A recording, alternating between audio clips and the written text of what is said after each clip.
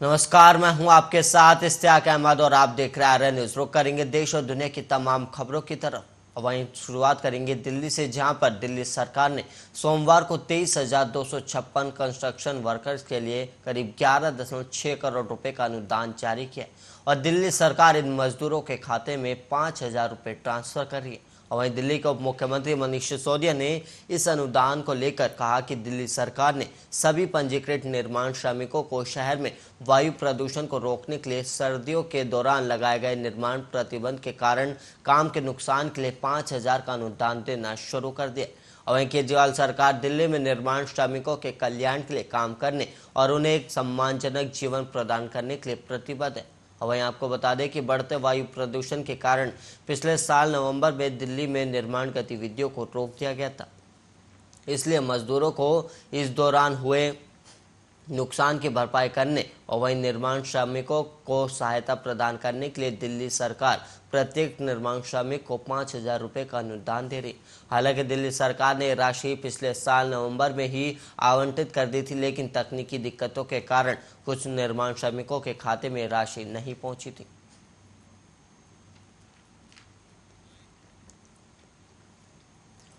और वहीं देश भर में कोरोना के मामलों में कमी आने के बाद धीरे धीरे स्कूल, कॉलेज और ऑफिस खुलने जाने लगे थे। और वहीं दिल्ली में तो मास्क पहनने पर भी अब कोई पाबंदी नहीं रहेगी।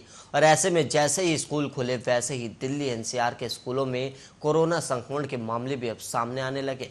और 11 अप्रैल को नोएडा के सेक्टर 40 के खेतान पब्लिक स्कूल में एक साथ कोरोना के 16 मामले सामने आए, जिसमें से 13 बच्चे और 3 टीचर संक्रमित पाए गए। और इतने सारे मामलों को देखते हुए स्कूल मैनेजमेंट ने फिलहाल स्कूल को बंद कर दिया और अब स्कूल ऑनलाइन मोड पर चलाया जाएगा। और वहीं बात सिर्फ नोएडा की ही नहीं, बल्कि गाजियाबाद की भी कर ले तो वहां भी 2 स्कूलों में पॉजिटिव केस मिलने के बाद स्कूल बंद किए जा चुके हैं। और इस बीच देश में कोरोना नए वेरिएंट XE ने भी अपना कदम रख दिया है। और वहीं अगर बात बच्चों की करें तो देश में 12 से 15 साल के बच्चों का टीकाकरण अभी भी शुरू हो गया है। और वहीं इससे पहले 15 से 18 साल के बच्चों के टीकाकरण की शुरुआत हुई थी, लेकिन अब 12 से 15 साल के बच्चों को भी कोविड-19 का टीका लगाना शुरू हो गया है।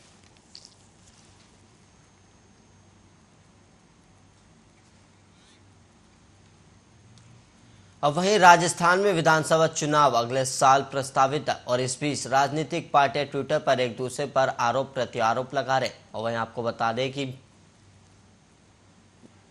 इससे पहले भी शेखावत ने ट्वीट कर कहा कि इनके बेटे की हार के बाद से वो मुझे अपना सबसे बड़ा शत्रु मान बैठे, लेकिन मुझे उनसे एक सहानुभूति है। और जल शक्ति मंत्री ने कहा कि अशोक गहलोत मुझे उकसाने के लिए न केवल सरकारी मशीनरी का दुरुपयोग करते, बल्कि खुद भी बेवजह के बयान देते रहते। और वहीं केंद्रीय मंत्री ने कहा कि मैंने तो उन्हें चुनौती दी है और वो मोदी जी पर लगाए अपने निहायत मनगढ़ंत आरोप साबित करके बताए, लेकिन वो सबूत देने के बजाय मुख्य मुद्दे को बहस में उलझाना चाहते हैं। और शेखावत ने कहा कि अशोक गहलोत की तरह उनकी राजनीति का तरीका अप्रासंगिक हो चुका है और उन्हें अब राजनीति से संन्यास ले लेना चाहिए।